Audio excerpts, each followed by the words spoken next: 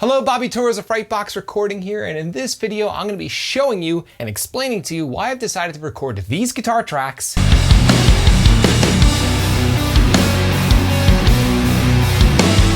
within this laundry room. Let's dive into it.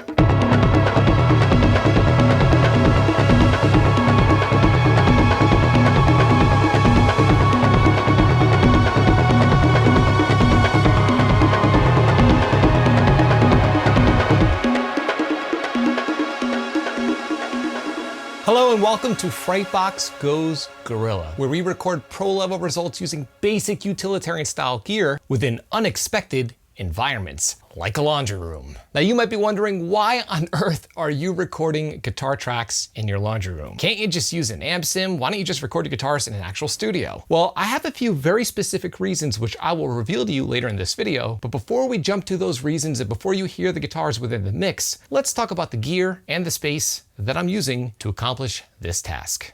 All right, so let's start with the actual source, which is the guitar amplifier that's inside, as you can see, of my little laundry room here. So the amp itself is actually this very, very old solid state crate practice amp. Believe it or not, I actually used to have this exact same amp when I was a kid. It used to be my practice amp back when I was a teenager. And it has a decent clean tone, but I'm not a huge fan of the way that the speaker sounds. So because of that, I've plugged the amp into this extension cab that has a Celestion in it, and I'm miking the extension cab with an SM57. Now my recording setup is kind of far away from here, which we're gonna go over in a second. And because I'm so far away, I'm using this guitar extender by Radial called the SGI RX. But what it does is it takes an unbalanced signal, turns it into a balanced signal, and then turns it back into an unbalanced signal so you could plug in far, far away without any signal loss. Very handy. And I also have this Cat 5 analog snake. Yes, it is analog, even though it uses a Cat 5 cable, which I'm sending both my guitar signal down as well as the microphone signal back to the interface, all with a single Cat 5 cable. Both pieces of gear are very handy when recording in guerrilla situations. Now, believe it or not, this is not the only microphone being used to capture my guitar. So if we follow along the Cat 5 snake here down the hallway, I have a second microphone, and this is the AT4033, which I'm treating sort of as a room microphone. And as you can tell, it's kind of behind a corner here, and that is completely intentional. And you're gonna hear exactly why this is important when we dive into the guitar mix later on in this video. So pretty simple, these are the only two microphones being used to capture the guitar tone. And now let's talk about the actual interface and the recording rig, which is right down this way. I apologize for the mess. I'm in the middle of decluttering and organizing my basement and setting up my eventual future little mini video store here. So past my VHS and DVD collection, we have a little super duper straightforward recording rig. I'm using my 2012 MacBook Pro and really small Aries PreSonus monitors and just a basic USB interface. Now right here, I'm using the Motu M2, which I love because it has individual fan of power for each of the two channels, as well as its own separate headphone volume knob. It's kind of hard to find a 2-channel interface with these specs for such a great price. No, I am not sponsored by Mark of the Unicorn. I just love this interface. And like I mentioned, I'm using that guitar extender, and this is the other end, as well as the other end of the snake. As you can see, this is not an expensive rig, and I am not recording in a studio environment at all, but that is not going to stop us from recording some killer sounding guitar tracks. So with that being said, let's record some guitars.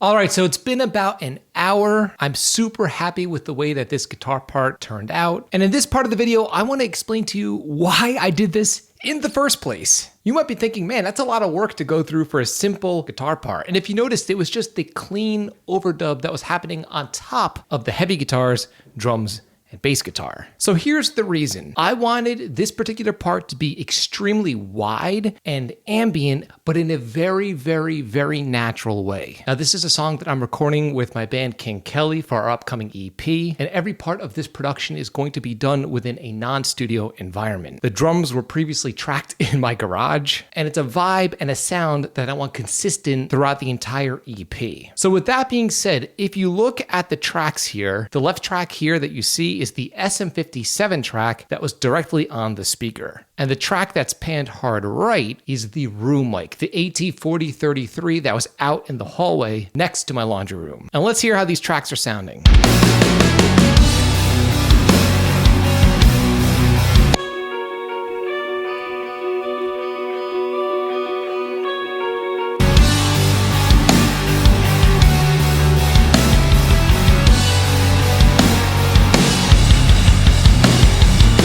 Okay, so the left track is treated with a little bit of flanger, just a little bit of flanger to give it some vibe, some basic EQing. I'm filtering out most of the low end and the top end, and I'm adding a little bit of delay. And the right track, now the right track, the room track, I'm doing nothing outside of just filtering out some low end and top end. But together,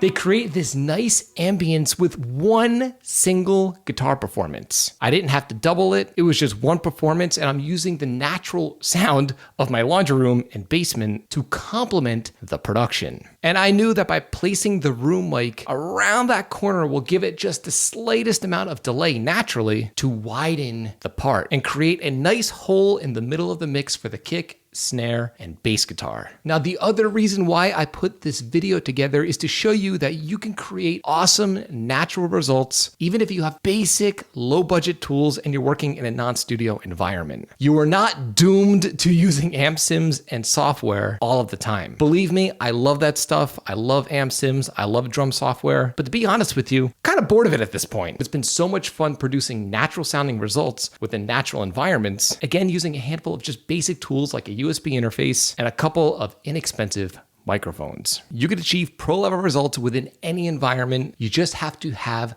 the know-how, the system, and the plan of attack. The thing is, so many home studio owners have no idea where to even start when it comes to producing pro level results within their home studios. Now, I don't want this for you. I don't want you to be stuck where I was, wasting so many years on techniques that don't work and pieces of gear that you don't need. And because of this, I've put something together called my Polished Production Checklist. It's a simple and to-the-point checklist that outlines my entire process for producing a pro level production. And you can have direct instant access right now for absolutely free by clicking the link below in this video's description. Now, if you find this type of content interesting and you like to watch me produce pro level drum tracks within a dingy garage, there is a link to that video above in the cards. You'll get to watch me record album quality drum tracks in a bare bones garage with a USB interface and a bunch of budget friendly microphones. Until next time, drink that Spindrift.